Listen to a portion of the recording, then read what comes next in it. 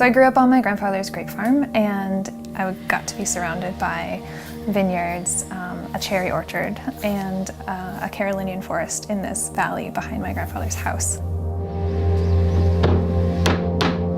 And so it was just sort of a fertile playground for being creative and playing make-believe, and we got kicked out of the house in the summer, so we weren't allowed to really watch TV, we weren't really allowed to play inside, so we had to be out and we had to be entertaining ourselves. And so I was always reading and drawing, and especially writing.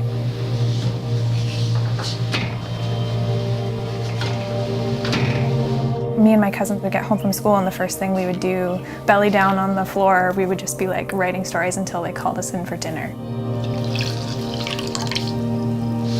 As I was moving into my teen years, I still loved to write. I would spend most of math class writing stories or drawing dragons or whatever.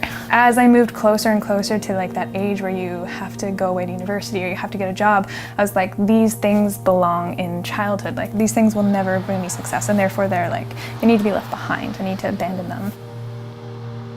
And so that's what I did. Like, I stopped drawing, I stopped writing, I stopped reading for pleasure, basically. And I just sort of like boxed up that girl I used to be and like put her away. And then I tried to grow up.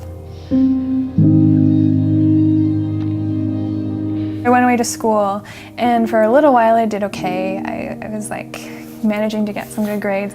And then I started noticing a pattern where I would go to class and I would sit in the back and I would just cry. Like there was something wrong, and I kind of had a sense what it was, but I wasn't really ready to deal with it yet. This one day where I'd gotten sick and I decided to work from home, and I was like, okay, I need to like get started on this project that I was working on. And I sat down to write, and out came this story, and it was like the strangest thing because I hadn't written a story since I was like maybe 17.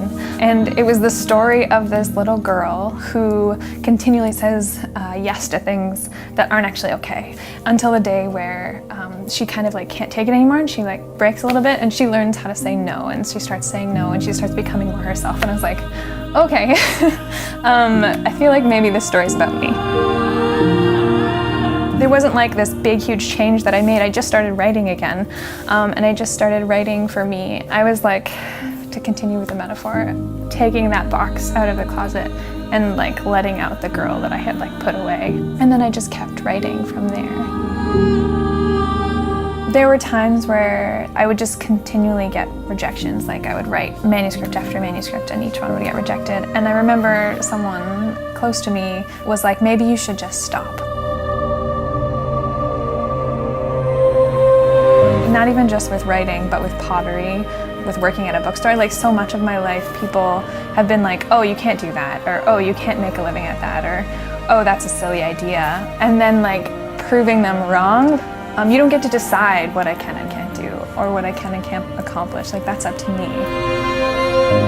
So when I sat down to write the last Namsara, I wanted to explore a world where storytelling, imagination, creativity, all these things were shameful.